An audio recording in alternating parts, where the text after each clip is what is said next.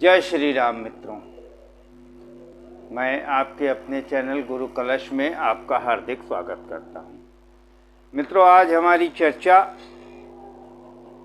ग्रहों के राजाधिराज सूर्य के ऊपर है। कुछ अद्भुत जानकारियां मैं आपके लिए ले आया हूं, जो कि मैंने व्यक्तिगत रूप से अनुभव किया है। आप भी लगाएंगे इसको तो आप भी अनुभव करेंगे।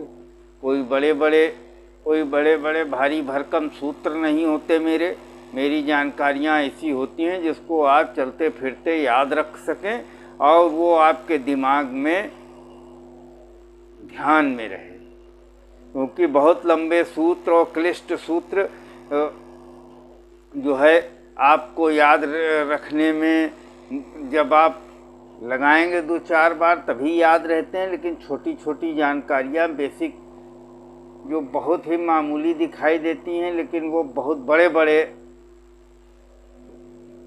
फलादेश करने में सक्षम होते हैं। मित्रों, सूर्य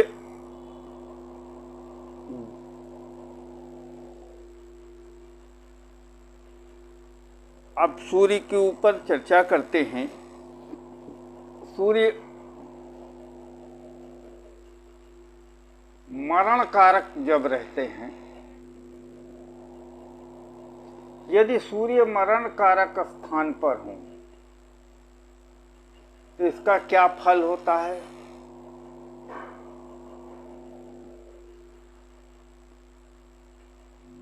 इसमें फल जो है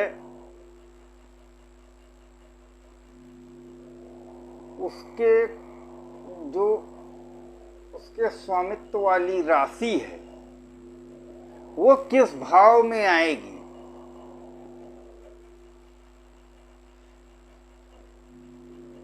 उसी से संबंधित फल में मुख्यतः कमी होती है। और दूसरा हिस्सा आता है, सूर्य आत्मा का कारक है। तो आप और सूर्य यदि मरण कारक स्थान में चले जाएं तो आप एक चीज बहुत खास देखिएगा। ऐसे जातक बहुत कलयुग के हिसाब से होते हैं। उनको अपनी बेइज्जती का, उनको अपने अपमान का कोई सोच नहीं होती। मतलब यदि आपने उनका अपमान कर दिया तो वो इसको बहुत दिल से नहीं लगाते हैं, या यूं कह लें कि अपने अपमान को बर्दाश्त कर ले जाते हैं। मित्रों, कलयुग के हिसाब से जहाँ राहु को कलयुग का राजा कहा जाता है, वहाँ यदि किसी व्यक्ति के अंदर अपनी भावना छिपाने का गुण आ गया तो अब आप समझ लीजिए कि उसके अंदर कितनी अद्भुत निधि आ गई। तो ये मरण कारक यदि है सूर्य, तो आपके अंदर सब नेगेटिव पॉइंट ही नहीं, ये एक पॉजिटिव पॉइंट भी है। यदि राहु सही स्थान पर हो तो ऐसे सूर्य जो मरण कारक स्थान पर हैं, वो बहुत सारे दंड फंद से अपना काम निकालने, चतुराई से काम निकालने में सक्षम होते हैं। मित्रों, एक चीज मैंने और गौर किया है कि अब जिस प्रकार आपका लग्न में है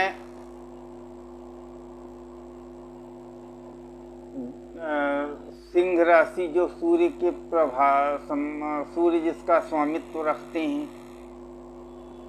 तो लग्न से संबंधित कुछ न कुछ फल में कमी करेंगे।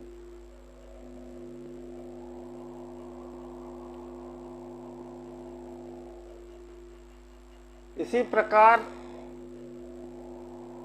आप लगाते चले जाइए। दूसरे भाव में होंगे तो फाइनेंस में मतलब उससे संबंधित कारकत्व को ये कम कर देंगे, ये सच है।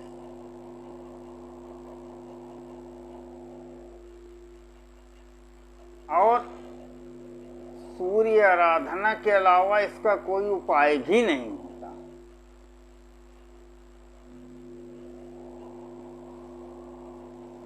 मित्रों, और एक बहुत अद्भुत जानकारी मैंने अनुभव किया अपने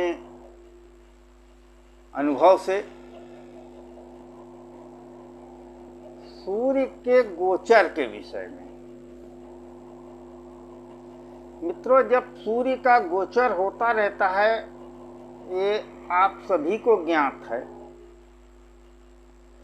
कि सूर्य एक माह में एक भाव पार कर लेते हैं। यहां तक आपको समझ में आ गया होगा। आज अब जैसे मान लीजिए इस समय सूर्य मेष राशि में है, उदाहरण के लिए इस समय सूर्य मेष राशि में चल रहे हैं। अब मेष राशि से सूर्य से सप्तम स्थान जो पड़ता है वो आपका पड़ेगा तुला राशि। अब आप इस संबंध में जो मैं बात बताने जा रहा हूं, इसको बहुत गौर से अनुभव कीजिएगा। जहां पर भी गोचरवश सूर्य रहता है उससे सप्तम स्थान पर जिस भी भाव में वो सप्तम स्थान आ रहा होगा, उस टाइम पीरियड के उस समयावधि के दौरान या तो उनका मान सम्मान उन रिश्तेदारों का या उनसे आपका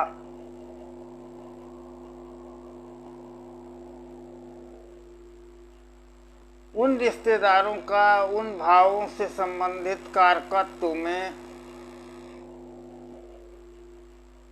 आप गौर करेंगे, बहुत सी ऐसी चीजें आपको पता लग सकती हैं जो छुपी हुई,